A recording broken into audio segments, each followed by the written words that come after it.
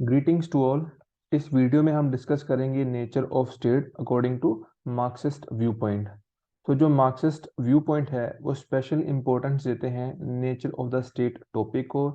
इसमें chief exponent हैं इनके Karl Marx itself, Lenin, Friedrich Engels, Gramsci, Mao Zedong और ट्रोट्स्काई। ये जो स्कॉलर हैं इनका मानना है कि जो स्टेट है वो एक क्लास ऑर्गेनाइजेशन है जो कि कैपिटलिस्ट क्लास के द्वारा क्रिएट की गई है अपने इंटरेस्ट को सिक्योर करने के लिए। इसीलिए इसको हम कोई वेलफेयर इंस्टीट्यूट नहीं बोल सकते हैं। जो स्टेट है ये एक पर्टिकुलर सेक्शन के इंटरेस्ट को ही सिक्योर करती है। ये एक आर्टिफिशियल इंस्टीट्यूट है जो कि एक समय बाद गायब हो जाएगी और अल्टीमेटली स्टेटलेस सोसाइटी या फिर क्लासलेस सोसाइटी का निर्माण होगा। जो कार्ल मार्क्स है वो स्टेट के बारे में बोलते हैं कि स्टेट जो है वो एक ऐसे इंस्टीट्यूट के अलावा कुछ नहीं है जहां पर जो बर्जुआ क्लास है यानी कि जो कैपिटलिस्ट क्लास उनके इंटरेस्ट की प्रोटेक्शन की जाती है। एंजल जो है वो भी मानते हैं कि जो स्टेट है एक ऐसी मशीन के अलावा कुछ नहीं है जहां पर एक क्लास के द्वारा दूसरी क्लास को दबाने का काम किया जाता है। लेनिन जो है वो मानते हैं कि जो स्टेट है वहां पर हमें देखने को मिलता है कि दो क्लासेस हैं जो कि एक दूसरे के अगेंस्ट हैं। फर्दर अगर इन तीनों डेफिनेशन को देखें तो इनसे क्या अनुमान मिलता है कि मार्क्सिस्ट व्यू पॉइंट बताता है कि स्टेट जो है यहाँ पर हमें दो क्लासेस जो है वो देखने को मिलती हैं, रूलर और ruled, rich and poor, feudal lords and worker. और इन दो क्लासेस के बीच में हमें म्यूचुअल कॉन्ट्राडिक्ट जो है इनके इंटरेस्ट में देखने को मिलता है। स्टेट जो है ये आउटकम है क्लास स्ट्रगल का और जो स्टेट है वो रूलिंग क्लास के इंटरेस्ट को सिक्योर करने का काम करती है। मार्क्सिस्ट जो व्यू पॉइंट है उन्होंने तीन फॉर्म्स जो है वो स्टेट की बताई हैं। फर्स्ट है nature of the bourgeois state, second is nature of the proletariat state and third is nature of the stateless society. तो वन बाय वन इनको डिस्कस करेंगे। Start with nature of the बुर्जुआ state, यानी कि जो present state है capitalist state उसको इन्होंने बुर्जुआ state बोला है। इनका मानना है कि यहाँ पर फिलहाल कम्युनिज्म जो है उसका रेवोल्यूशन आया नहीं है।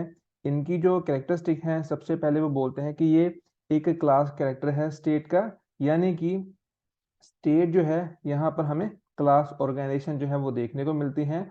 और इनका मानना है कि अगर हम इतिहास में भी देखें तो वहाँ पर हमें देखने को मिलता है कि जो सुप्रीम पावर है स्टेट की वो हमेशा एक क्लास के पास रहेगी या फिर ऐसी क्लास के पास रहती है जिनके पास मीन्स ऑफ प्रोडक्शन जो है वो देखने को मिलता है।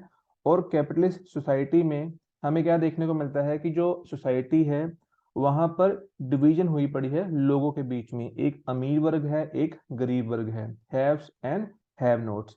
Then repressive and coercive character of the state. State जो है वो रिप्रेस करती है, दबाने का काम करती है, कोर्सिव पावर का इस्तेमाल करती है यानी कि अपनी बलपूर्वक शक्तियों का इस्तेमाल करती है। और रूलिंग क्लास जो है वो इन पावर का इस्तेमाल करता है वीकर सेक्शन के ऊपर। किस तरीके से? एग्जाम्पल के लिए जैसे पुलिस का, आर्मी का, जेल्स का, कोर्ट का सहारा जो है वो रूलिंग क्लास लेती है और वर्किंग क्लास को दबाने का काम करती है। फर्दर मार्क्सिस्ट व्यू पॉइंट बोलता है कि ये जो दो अपोजिट क्लासेस हैं इनके बीच कभी भी समझौता जो है वो नहीं हो सकता, क्योंकि इनका जो वजूद है वो खुद अपने आप में ये साबित करता है कि दोनों क्लासेस एक दूसरे के अगेंस्ट हैं और इनका वजूद ऐसे ही कंटिन्यू हमें देखने को मिलेगा और कभी भी इन दोनों अलग अलग क्लासेस के बीच हमें समझौता नहीं देखने को मिलेगा। फर्दर मार्क्सिस्ट बोलते हैं कि ये जो डेमोक्रेसी हमें कैपिटलिस्ट स्टेट में देखने को मिलती है ये तो एक आई वॉश है, यानी कि यहाँ पर कहने को तो right to vote, right to freedom of expression, right to elect their candidate, right to hold public office दिया जाएगा, बट एक्चुअल में जो सुप्रीम पावर है स्टेट की वो रिच क्लास के ही द्वारा इस्तेमाल की जाती है। फर्दर ये बोलते हैं कि capitalist state can be abolished only through revolutionary means। Karl Marx ने एक बार अपने लेक्चर में बोला था कि जैसे कि इंग्लैंड है, अमेरिका है, यहाँ पर हम सोशलिज्म को आराम से कॉन्स्टिट्यूशनल मीन से इस्टेब्लिश कर सकते हैं। मगर ज़्यादातर जो मार्क्सिस्ट हैं वो इन विचारों से सहमत नहीं हैं। उनका मानना है कि अगर हम स्टेटलेस सोसाइटी का निर्माण करना चाहते हैं तो उसके लिए हमें वॉयलेंस का सहारा लेना पड़ेगा, रेवोल्यूशनरी मीन्स का सहारा लेना पड़ेगा, तभी सोशलिस्ट स्टेट जो है उसका निर्माण हो सकता है। फर्दर जो सेकंड स्टेज है, nature of the proletariat state. अब जो मार्क्सिस्ट है उनके हिसाब से ये एक ट्रांजिशनल पीरियड है, क्योंकि अल्टीमेट तो वो एक क्लासलेस सोसाइटी या फिर स्टेटलेस सोसाइटी का निर्माण करना चाहते हैं, जिसको वो सोशलिस्ट स्टेट बोलते हैं। तो वो यहाँ पर फिलहाल ये बोलते हैं कि कहते हैं कि जब कैपिटलिस्ट क्लास है उनसे पावर छीनी जाएगी, जब उस ऑर्डर को खत्म किया जाएगा, तो कुछ देर के लिए हमें क्या करना पड़ेगा कि ये जो पावर है प्रोलिटेरिएट क्लास के पास चली जाएगी, यानी कि ये परमानेंट सेटलमेंट नहीं है।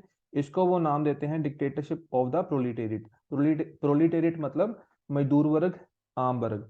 तो ये मतलब तब तक दो रहेगा जब तक जो कैपिटलिस्ट क्लास है उनको पूरी तरह से क्रश या फिर समाप्त जो है वो नहीं किया जाता। तो प्रोलिटेरिएट स्टेट की क्या क्या विशेषताएं रहेंगी? यहाँ पर जो स्पेशल प्रिविलेजेस, स्पेशल बेनिफिट जो है दिए जाते हैं उनको खत्म किया जाएगा सबसे पहले।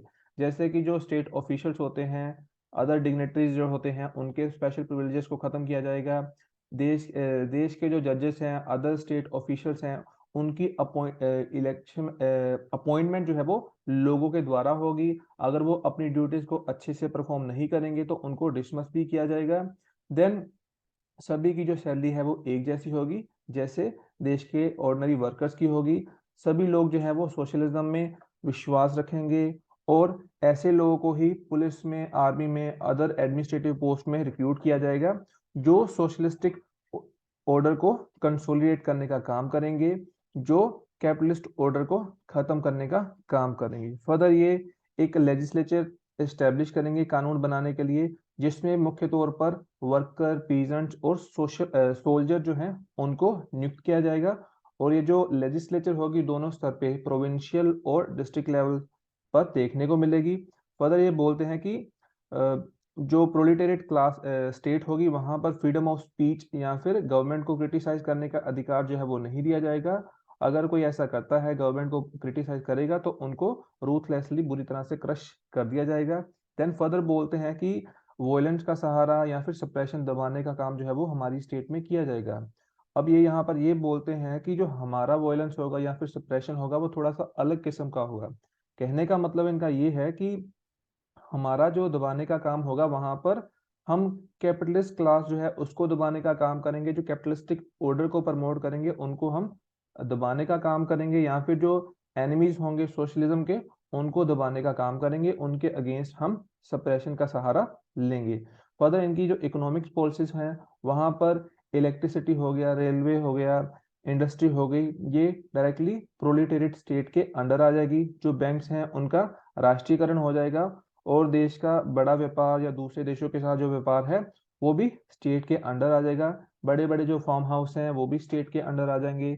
जो संपत्ति होगी बड़े स्तर पे वो भी देश के अंडर आ जाएगी, और जो छोटे छोटे प्लॉट्स होंगे वो किसानों के पास रहेंगे। और प्रोलिटेरिएट स्टेट जो है वहां पर जो काम करेगा उसी को खाना मिलेगा। फर्दर जो थर्ड स्टेज है, यानी कि स्टेटलेस सोसाइटी या फिर सोशलिस्ट सोसाइटी।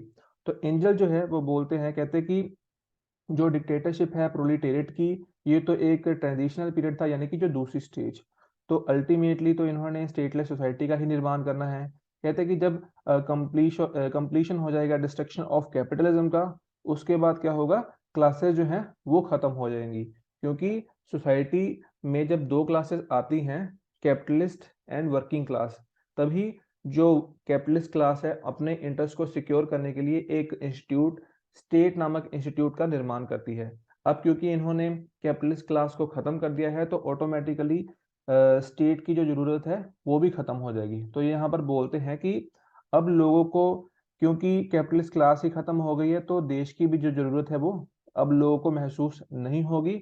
सारे लोग अपना जो बिजनेस होगा, जो भी उनका काम होगा, विदाउट एनी प्रेशर करेंगे, और हर एक इंडिविजुअल जो है अपना काम बड़ी ईमानदारी से करेगा, फुल डेडिकेशन डिवोशन से करेगा। और ऐसे में रिजल्ट ये निकलेगा कि जो देश की प्रोडक्शन होगी वो बड़े स्तर पे इंक्रीज होगी, और यहाँ पर पूरा जो समाज है वो एक तरीके से एक ऑफिस की तरह काम करते हुए देखने को मिलेगा। इक्वल वर्क के लिए इक्वल पे होगा, और लोग जो पब्लिक प्रॉपर्टी है उसकी खुद ही संभाल करेंगे। और ऐसे में जो स्टेट की जरूरत है वो खत्म होते हुए महसूस होगी। और उसका नतीजा ये होगा कि कंप्लीट डेमोक्रेसी जो है वो इस्टेब्लिश हो जाएगी। ये जो कंप्लीट डेमोक्रेसी है, इसको एंजल ने इस दौर को नाम दिया है। फर्दर ये जो स्टेटलेस सोसाइटी होगी, इसकी कुछ कैरेक्टरिस्टिक हैं, जैसे कि यहाँ पर क्लासलेस सोसाइटी का निर्माण होगा और स्टेटलेस सोसाइटी का निर्माण हमें देखने को मिलेगा। एंड देन यहाँ पर जैसे कोई काम करेगा उसी के हिसाब से उसकी पेमेंट जो है उसको मिलेगी। और यहाँ पर ये जो सोशलिस्टिक ऑर्डर स्थापित होगा, वहां पर सभी की वॉलंटरी एसोसिएशन होगी, यानी कि खुद ब खुद इस स्टेट को लोग ज्वाइन करेंगे और यहाँ पर किसी भी तरह का भेदभाव जो है वो नहीं होगा। ये जो नेचर ऑफ द स्टेट है, इनको पॉइंट्स में फर्दर हम डिस्कस करते हैं फॉर मोर क्लैरिटी। जैसे कि फर्स्ट पॉइंट में इन्होंने बताया है कि state is a class organisation. तो उन्होंने बोला है कि अगर हम हर एक पीरियड देखें हिस्ट्री का, तो वहां पर हमें देखने को मिलता है कि जो स्टेट है वो एक क्लास ऑर्गेनाइजेशन का काम करते हुए देखने को मिलती है। यानी कि वो इंटरेस्ट जो है एक पर्टिकुलर सेक्शन के उनको सिक्योर करती है, या हम ये भी बोल सकते हैं जिस क्लास के पास प्रोडक्शन होती है उनके ये इंटरेस्ट को सिक्योर करती है। और एग्जांपल के साथ बोल सकते हैं कि जैसे कि feudal state was the organ of nobility for operation of serves, modern representative state is the tool of capitalist exploit the ways earner. तो सेकंड जो पॉइंट है उसमें इन्होंने बोला है कि state is not a natural and ethical institution. तो इनके अनुसार जो देश है ना तो वो कोई नेचुरल इंस्टीट्यूट है, ना ही वो कोई एथिकल इंस्टीट्यूट है। जो हीगल है उनका मानना है कि जो स्टेट है it is a March of God on earth. मगर मार्क्सिस्ट जो व्यू पॉइंट है वो बिल्कुल इससे अपोजिट है, ग्रीक जो व्यू पॉइंट है उससे भी अपोजिट है। तो मार्क्सिस्ट जो व्यू पॉइंट है वो ये मानता है कि स्टेट जो है वो एक खास क्लास के इंटरेस्ट को सिक्योर करती है। जब इस इंटेंशन के साथ ही स्टेट का निर्माण हुआ है तो क्यों हम उसको कैसे एक नेचुरल या फिर एक एथिकल इंस्टीट्यूट बोल सकते हैं। Third point is class antagonism responsible for the origin of the state. तो स्टेट जो है it is result of class antagonism, यानी कि दो क्लासेस के बीच जो विरोध है, जब वो सामने आता है तब स्टेट का निर्माण जो है वो हमें देखने को मिलता है। When the private property had not come into existence, ये उस दौर की बात कर रहे हैं जब मतलब कि एंशियंट प्रिमिटिव हमें कम्युनिज्म देखने को मिलता है। तो वहां पर ये बोलते हैं कि उस वक्त कोई भी प्राइवेट प्रॉपर्टी नहीं होती थी। जब प्राइवेट प्रॉपर्टी का कंसेप्ट आया तब समाज जो है वो दो पार्ट्स में डिवाइड हो गया, और जैसे जैसे प्राइवेट प्रॉपर्टी आगे बढ़ती गई, इंक्रीज होती गई, वैसे वैसे समाज में जो खाई है अमीर और गरीब की और भी बढ़ती गई। तो इस तरीके से हम स्टेट का रोल जो है वो देखते हैं। जो अमीर वर्ग था समाज का, उसने अपने इंटरेस्ट को सिक्योर करने के लिए देश नामक संस्था के निर्माण की जरूरत महसूस की। फोर्थ पॉइंट है state is the result of evolutionary process. Marxist जो व्यू पॉइंट है वो इस चीज से पूरी तरह इत्तेफाक रखते हैं कि जो स्टेट है ये रिजल्ट है क्लास डिवीजन का। मगर ये जो क्लास डिवीजन है ये मतलब कि एक लॉन्ग एवोल्यूशनरी प्रोसेस है, ये नहीं कि मतलब कुछ ही दिनों में क्लास डिवीजन हो गई। इनके हिसाब से ये जो क्लास डिवीजन हुई है ये भी मतलब बहुत ही सालों में हुई होगी, कई सौ कई हजारों साल जो है इसके लिए लगे होंगे, तब जाके जो क्लियर कट सोसाइटी का डिवीजन है वो हमें देखने को मिला होगा। फिफ्थ पॉइंट में ये बोलते हैं state protects the interest of ruling class. तो इनका मानना है कि जो सोसाइटी में स्टेट है वो एक तरीके से रूलिंग क्लास के इंटरेस्ट को सिक्योर करने का काम करती है। when proletariat class will be able to establish the dictatorship of the proletariat, then they will make use of the state power to crush the capitalist class। तो जब जो मजदूर वर्ग है उनके पास सत्ता आ जाएगी तो वो कैपिटलिस्ट ऑर्डर को समाप्त करने का काम करेंगे। सिक्स पॉइंट में बोलते हैं कि स्टेट जो है एक आर्टिफिशियल इंस्टीट्यूट है, क्योंकि इसका जो निर्माण है मुख्य तौर पे तभी हमें देखने को मिलता है जब सोसाइटी डिवाइड होती है, अमीर अपने इंटरेस्ट को सिक्योर करते हैं। तो एक तरीके से ये कोई नेचुरल इंस्टीट्यूट नहीं है, ये मैन मेड इंस्टीट्यूट है, इनफैक्ट ये रिच क्लास का इंस्टीट्यूट है, ऐसा मार्क्सिस्ट व्यू पॉइंट का मानना है। फर्दर ये बोलते हैं कि स्टेट जो है वो एक मीन्स है, एक साधन है, क्योंकि जो लिबरलिज्म है उसके हिसाब से एक इंडिविजुअल जो है वो ज़्यादा इम्पोर्टेंट होता है, और जो स्टेट है वो इंडिविजुअल को सर्विसेज प्रोवाइड करती है। मगर यहाँ पर इनका जो मानना है वो भी कुछ ऐसा ही है। इनके हिसाब से जो इंडिविजुअल जो है वो ज़्यादा इम्पोर्टेंट हो जाता है, क्योंकि ये तो स्टेट को एक तरीके से सेकेंडरी मानते हैं कि वो तो सर्विसेज प्रोवाइड करने का काम करेगा। तो ऐसे में जो कैपिटलिस्ट स्टेट है वहाँ पर ये इंडिविजुअल का जो रोल है उसको स्टेट के रोल से ज़्यादा ऊपर मानते हैं, यानी कि स्टेट एक सर्विस प्रोवाइडर का काम करता है और इंडिविजुअल जो है वो स्टेट के लिए कॉम्प्रोमाइज नहीं कर सकता, स्टेट जो है वो इंडिविजुअल के लिए कॉम्प्रोमाइज करेगी, ऐसा इनका व्यू पॉइंट है। 8 पॉइंट है कि state can not create unity and harmony in society. तो इनका मानना है कि स्टेट जो है it came into existence for the protection of class interest, एक क्लास के इंटरेस्ट को प्रोटेक्ट करने के लिए स्टेट का निर्माण हुआ है। ऐसे में हम कैसे बोल सकते हैं कि ये यूनिटी और हार्मनी को प्रमोट करेगी, क्योंकि ये तो खास वर्ग के ही इंटरेस्ट को सिक्योर करती है। इसीलिए स्टेट जो है वो यूनिटी को प्रमोट नहीं करेगी, उसके साथ हार्मनी जो है वो प्रमोट नहीं होगी। 9th पॉइंट में बोलते हैं कि force is the basis of the state. तो लिबरल्स जो हैं, जो इनके अपोजिट हम बोल सकते हैं, उनमें एक मेन थिंकर है टीएच ग्रीन। टीएच ग्रीन बोलते हैं कि विल ना कि फोर्स बेस होता है स्टेट का। इसके अपोजिट जो मार्क्स हैं वो बोलते हैं, कहते हैं कि फोर्स ना कि विल जो है वो बेस होता है स्टेट का, यानी कि फोर्स को ये मुख्य तौर पे केंद्रित रखते हुए बात करते हैं। और इनके हिसाब से state is based on state is based on force and with the use of power it tries to maintain the prevalent social economic and political structure। तो स्टेट जो है वो अपनी फोर्स का ही इस्तेमाल करते हुए जो प्रिवेलिंग स्ट्रक्चर होता है स्टेट का उसको वो कंटिन्यू करना चाहते हैं, और इसके लिए जेल्स का, पुलिस का, आर्म्ड फोर्सेस का सहारा जो है वो लिया जाता है, और इसी के साथ वो जो समाज का गरीब वर्ग होता है उसको दबाने का काम किया जाता है। मगर मार्क्सिस्ट व्यू पॉइंट मानता है कि जब डिक्टेटरशिप आएगी प्रोलिटेरिएट स्टेट की, तो तब जो कैपिटलिज्म है उसको खत्म कर दिया जाएगा, और अल्टीमेटली जो स्टेट नामक संस्था है वो भी खत्म हो जाएगी। 10th पॉइंट में बोलते हैं कि welfare state is a means to save the capitalistic order. तो जो मार्क्सिस्ट व्यू पॉइंट है वो बोलता है कि प्रेजेंट टाइम पीरियड में हम देखते हैं कि जो स्टेट्स हैं वो वेलफेयर स्टेट का भी काम करती हैं, मगर ये साथ में ये भी मानते हैं कि एक्चुअली में स्टेट का काम वेलफेयर स्टेट वाला नहीं होता, ये कोई वेलफेयर ऑफ द पीपल करें ऐसा इनका कोई भी इरादा नहीं होता। उसका कारण सिंपली ये है कि जैसे लोगों में अवेयरनेस आती है तो अपने आप को जस्टिफाई करने के लिए जो स्टेट हैं वो आजकल अपने आप को वेलफेयर स्टेट बोलती हैं, यानी कि लोगों को इस तरीके से एहसास करवाती है कि हम भी आपके लिए काम करती हैं, मगर एक्चुअली में एज सच इनका कोई भी माइंडसेट नहीं होता। नेक्स्ट जो पॉइंट है point number 11, state is a temporary institution and it shall विदर away. तो स्टेट जैसा कि मार्क्सिस्ट व्यू पॉइंट बोलता है ये एक क्लास इंस्टीट्यूशन है, और it shall exist so long as the classes exist. जब तक सोसाइटी में क्लासेस रहेंगी तब तक स्टेट जो है उसकी जरूरत नहीं रहेगी।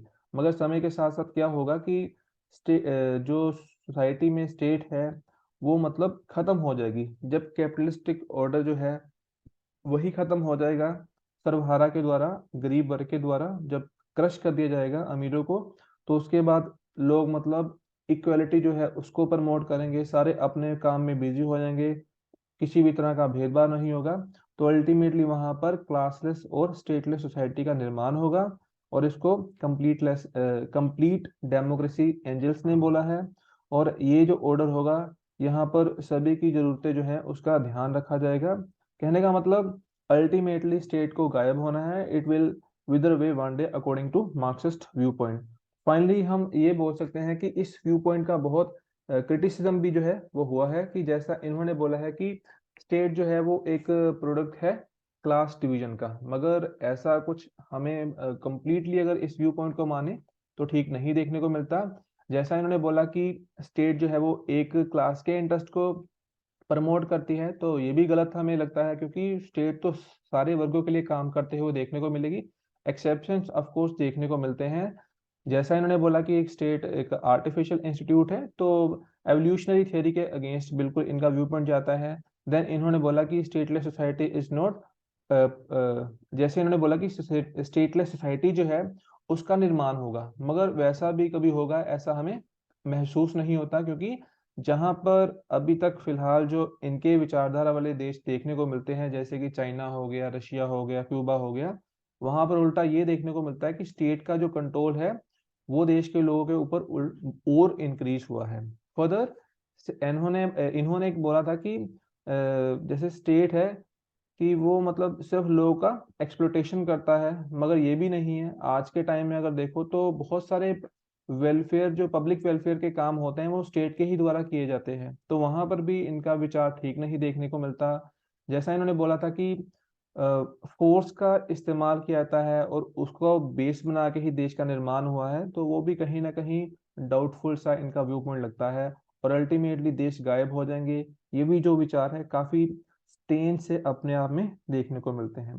तो हम बोल सकते हैं कंक्लूजन में कि नो डाउट कि इनके जो विचार है उनमें बहुत सारी कमियां जो है वो हमें देखने को मिलती हैं, और ये चीज साबित भी हुई है कि जो मार्क्सिज्म है इसमें बड़े स्तर पे डिक्लाइन जो है वो हमने देखा है। 1991 में जो यूएसएसआर है उसका डिसइंटीग्रेशन हो गया था, but at the same time हम जो इकोनॉमिक फैक्टर है उसको हम इग्नोर नहीं कर सकते। उसने बहुत बड़ा रोल जो है वो प्ले किया है। चाहे हम एवोल्यूशनरी थ्योरी को भी देखें तो वहां पर भी इकोनॉमिक फैक्टर को बहुत ज़्यादा इंपॉर्टेंस जो है वो दी गई है। But though in the present day democratic state the supreme power is vested in the hands of the people, yet the ruling power get concentrated into the hands of few rich people। मगर जैसे present states होती हैं वहां पर देखने को तो यही लगता है कि सभी लोगों के पास पावर है, रूल बाय द पीपल है, बट एक्चुअल में जो सरकार है कुछ ही लोगों के द्वारा चलाई जाती है। तो इससे हम बोल सकते हैं कि जो मार्क्सिस्ट व्यू पॉइंट बोला है टू सम एक्सटेंट वो भी उनका विचार जो है वो सही है। तो मिक्सअप सा व्यू पॉइंट जो है वो उनका देखने को मिलता है। So this is all about this topic. Thank you very much.